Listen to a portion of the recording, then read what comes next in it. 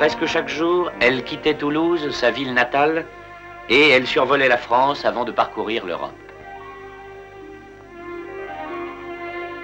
J'ai commencé comme stew sur des C4, Constellation, super Constellation, et puis après est arrivée la Caravelle, et j'ai eu la chance d'avoir été choisi pour faire une partie des premiers vols, dont des vols même sur Sud Aviation, sur Ala Hachachi, et également les présentations en France, en Grèce et en Turquie, quoi.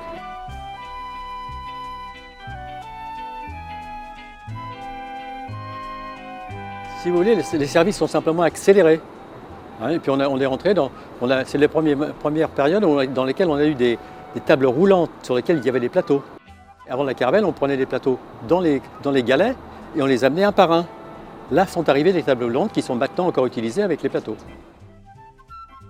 C'était un appareil confortable, c'était un appareil qui n'était pas bruyant, sauf à l'arrière évidemment. Hein.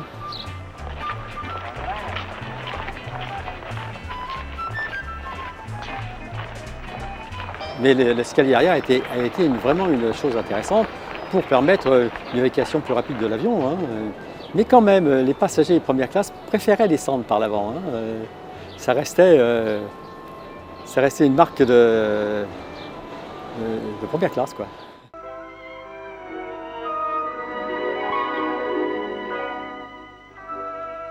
Performance absolue, chiffres et caractéristiques techniques, tout cela importe peu aux passagers et aux passagères. Ce qui compte, c'est la réalité sensible du vol. C'est cette absence de vibration et cette absence de bruit qui donnent un ton nouveau au voyage aérien. J'ai découvert la Caravelle en 1955 ou 6.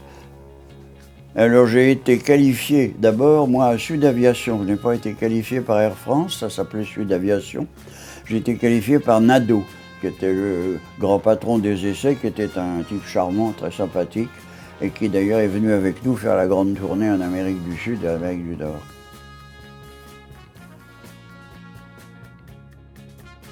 J'ai fait tous ces vols en Europe, et puis alors un jour, le président Héreil a décidé de faire une grande démonstration.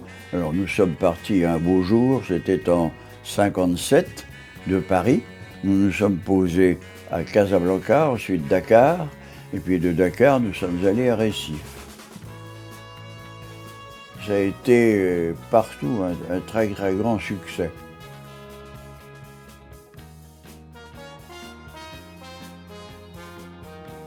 De Gaulle allait rendre des visites, c'était des voyages officiels, mais évidemment, il prenait la Caravelle.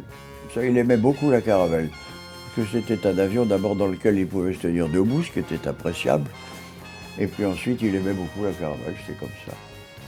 Mais la Caravelle, elle a été tout de suite très populaire, parce que les moteurs n'étaient pas placés de la même façon, ils étaient placés à l'arrière.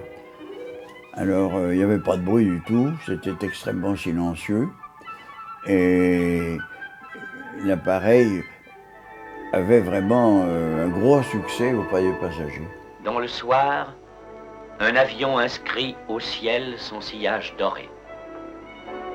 À son bord, 80 passagers font plus encore que gagner du temps. Ils vivent avec leur temps.